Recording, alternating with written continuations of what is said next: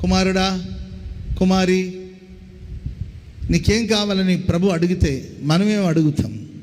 ఆనాడు దేవుని సేవకుని దైవభక్తి కలిగిన దావీదుకు దేవుడు ప్రత్యక్షమై నీకే వరం కావాలి అని అడిగినప్పుడు దావీదు ఒకే ఒక వరం అడుగుచున్నాను. ఆమెను చెప్పడం గట్టిగా, ఈ ఒక్క వరం చాలు నాకు, ఒకే ఒక వరం అడుగుచున్నాను. అదేంటంటే నీ ప్రసన్నతను, నీ మహిమను, లేకపోతే నీ ముఖకాంతిని, నీ మహిమను నేను చూడాలి. ఆమెను చెప్పండి గట్టిగా.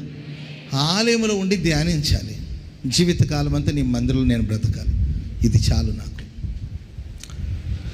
ప్రియులారా, ఎన్నో పోరాటాలు ఉన్నాయి, ఎన్నో శ్రమలు ఉన్నాయి, ఎన్నో ఇబ్బందులు ఉన్నాయి, ఎన్నో ఆటంకాలు ఉన్నాయి.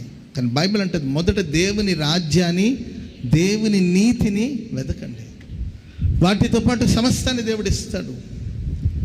దావీదుకి ఎన్ని సమస్యలు, ఎన్ని శ్రమలండి, ఎన్ని పోరాటాలు, కుటుంబంలో సమస్యలు, దేశంలో సమస్యలు, శత్రువులతో సమస్యలు, ఎన్నెన్నో పోరాటాలు. ఆ పోరాటాలన్నిటి మధ్యలో ప్రభువా నా శత్రువులను నిర్మూలపరచమనో, శత్రువుల్ని దూరం చేయమనో, లేకపోతే ప్రభువా శత్రువుల ప్రాణాన్ని ఇమ్మనో, శత్రువులు నా కాళ్ళ దగ్గరికి రావాలనో, ఇవన్నీ అడగలేదు. ఒక్క వరం అడుగుతున్నాను నేను, ప్రభువా నాకు స్వస్థత వరాన్ని ఇవ్వండి.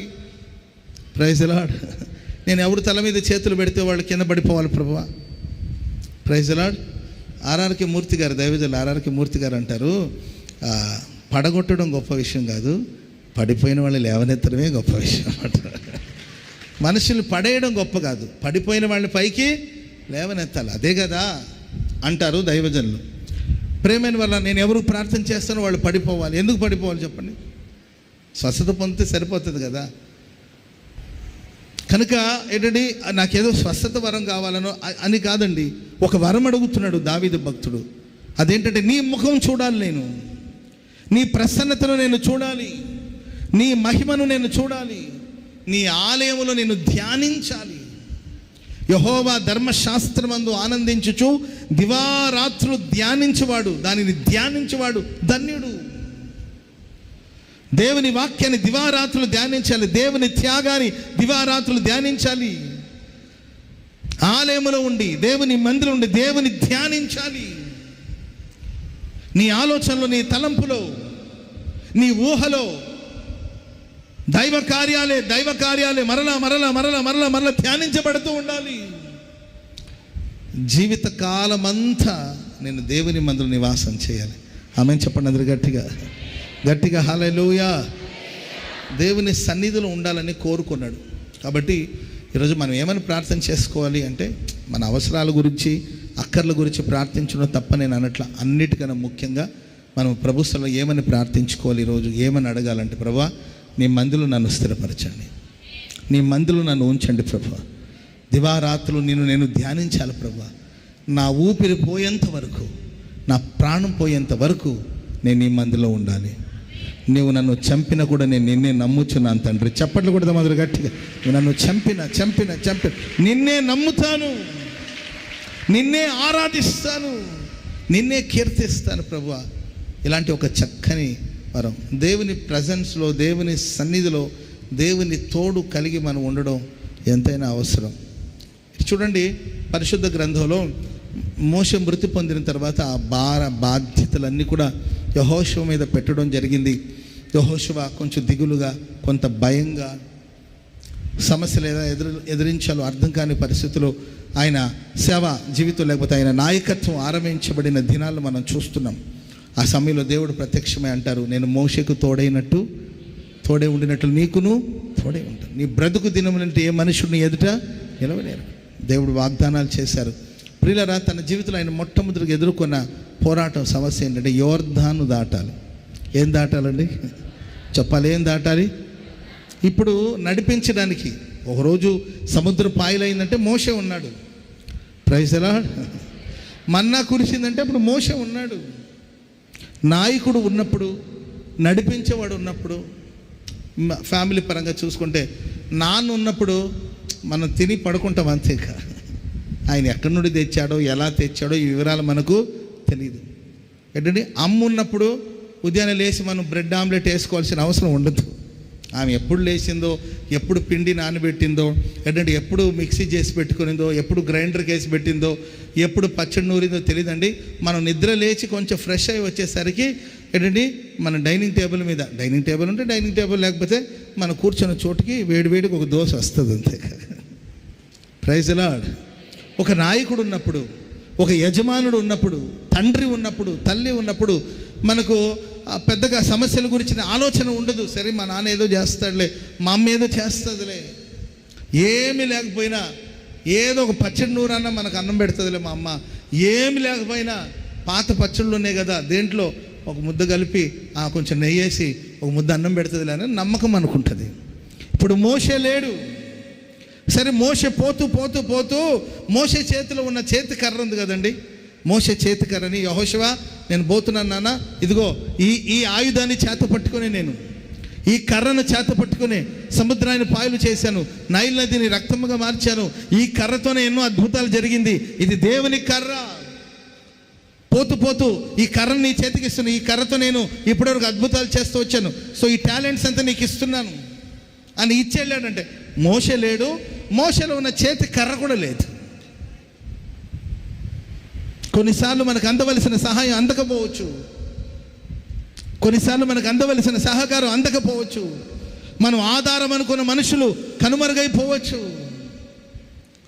తలాంతులు వరాలు కనుమరుగైపోవచ్చు, సమస్య మాత్రం గొప్పగా కనబడతా ఉందండి. ప్రేమైన వాళ్ళరా, దేవుడు అన్నాడు యెహోషువతో, యెహోషువ మీరు బయలుదేరి యాజకుల్ని మందసాన్ని మోసుకొని యోర్దాను నదిలో వారి పాదాన్ని మోపమని చెప్పు. మందసం అనేది దేవుని సన్నిధికి సాదృశ్యం. ఆమేన్ చెప్పండి అది గట్టిగా. హల్లెలూయా. దేవుని ప్రసన్నతకు, దేవుని సన్నిధికి సాదృశ్యం దేవుని మందసం. యాజకులు తమ భుజాల మీద మందసాన్ని మోసుకొని యోర్దాను నదిలో అడుగుపెట్టమని చెప్పు. యోర్దాన్ని నేను ఏకరాశిగా మారుస్తాను, యోర్దాన్ని నేను దాటిస్తాను. Praise the lord. ప్రజలందరూ తమను తాము పరిశుద్ధపరచుకొని సిద్ధపడి యాజకులు మందసాన్ని మోస్తూ ముందుకు బయలుదేరండి. ఆ మందసానికి దూరంగా 1 కిలోమీటర్ దూరంలో జనాలు నడవాలి. మందసానికి మనుషులకు మధ్యలో దాదాపుగా 1 కిలోమీటర్ దూరం ఉండాలి. ఎంత దూరం ఉండాలండి? మందసం మేబీ గోరంట్ల అంత దూరంలో మందసం ఉందనుకోండి, అంత దూరం నుండి ప్రజలు ఫాలో అవ్వాలి. ఎందుకు మందసానికి ప్రజలకి మధ్యలో అంత దూరం అంటే, ప్రతి కళ్ళు దేవుని సన్నిధిని మాత్రమే చూడాలి. చప్పట్లు కూడా మందరు గట్టి గట్టి గట్టి గట్టి గట్టి గట్టిగా హల్లెలూయా చెప్పండి, గట్టిగా హల్లెలూయా. దగ్గరున్న వాళ్ళైనా దూరంగా ఉన్న వాళ్ళు ఎంత దూరం ఉండి చూసిన మందసాన్ని గురిగా పెట్టుకోవాలి, ఆ సన్నిధిని గురిగా పెట్టుకోవాలి. దేవుని నిబంధన మందసాన్ని చూడాలి. ఈరోజు మనం ఏం అడగాలి? నీ సన్నిధిని మేము చూడాలి ప్రభువా, నీ మహిమను మేము చూడాలి. ఒకవైపున యోర్దాను పొంగి ప్రవహిస్తూ ఉందండి. మన లైఫ్లో కొన్ని సమస్యలు పొంగి ప్రవహిస్తూ ఉంటుంది. అది మన మీద పడితే మనం తిరిగి లేస్తామో లేదో నమ్మకం లేదు. ఆ వరదలో చిక్కుంటే, ఆ బురదలో చిక్కుంటే మనం ఏమైపోతామో తెలీదు. మన శక్తికి మించిన పోరాటాలు. సపోర్ట్ చేసేవాళ్ళు ఎవరు లేరు, నేనున్నానని చెప్పేవాళ్ళు ఎవరు లేరు. ధైర్యపరిచిన వాళ్ళు మరుగైపోయారు, నడిపించిన వాళ్ళు మరుగైపోయారు, మనల్ని పిలిచిన వాళ్ళు మరుగైపోతారు, మనతో ఉన్న వాళ్ళు మరుగైపోతారు. ఒంటరితనం, పోరాటం. గతంలో మనం ఎన్నడూ వెళ్ళలేదండి ఆ మార్గంలో, గతంలో ఎన్నడూ నడవని మార్గం అది. ఈ లైఫ్లో ఒకవైపున సమస్యలు ఉన్నాయి. ఎవరికి లేదు చెప్పండి సమస్యలు? ఎవరికి లేదు? ఇక్కడ కూర్చున్న వాళ్ళు అడిగితే ఎవరికి లేదు చెప్పండి సమస్యలు? చంటి బిడ్డలకు ఉన్న సమస్యలు. చంటి బిడ్డలకు గుండెలో హోల్ ఉండడం ఏంటి? గుండెలో హోల్ ఉండడం. పుట్టిన పిల్లోడు ఏం చేశాడు, ఏం పాపం చేశాడని ఆయనకు ఆ పరిస్థితి. మనకైనా కాళ్ళ నొప్పులు, చేతుల నొప్పులు చెప్తామండి, వాళ్ళు ఎవరికి చెప్పుకుంటారు చెప్పండి? ఆకలేసినా ఏడుపే, నొప్పి కలిగినా ఏడుపే, అన్నిటికీ ఆ ఏడుపు నా తల్లి అర్థం చేసుకుని ఓహో ఇలా ఉందేమో అని అర్థం చేసుకోవాలి. కానీ తల్లి చంటి బిడ్డలకున్న వ్యాధులు వాళ్ళకి, చదువుకునే పిల్లలకున్న సమస్యలు వాళ్ళకి, ఉద్యోగం లేకుండా బాధపడేవాళ్ళు వాళ్ళ సమస్యలు వాళ్ళకి, రక్షణ పొందని భర్త టార్చర్ పెట్టడం, వేధించడం, అనుమానించడం, అనుమానాలు, కూర్చున్న సమస్య, నిలబడిన సమస్య, శుభ్రంగా ఉన్న సమస్య, మురికిగా ఉన్న సమస్య, క్షణక్షణం అనుమానాలతో వేధిస్తున్న భర్త. విడిచిపెడదామా? అదొక సమస్య. కలిసి ఉందామా? అది ఇంకొక సమస్య. ఇదొక పెద్ద పోరాటం. విడిచిపెట్టి విడాకులు తీసుకొని ఒంటరిగా బ్రతుకుదామంటే అదొక సమస్య. కలిసి కాలమంతా ఇతనితో బ్రతుకుదామా అదొక సమస్య.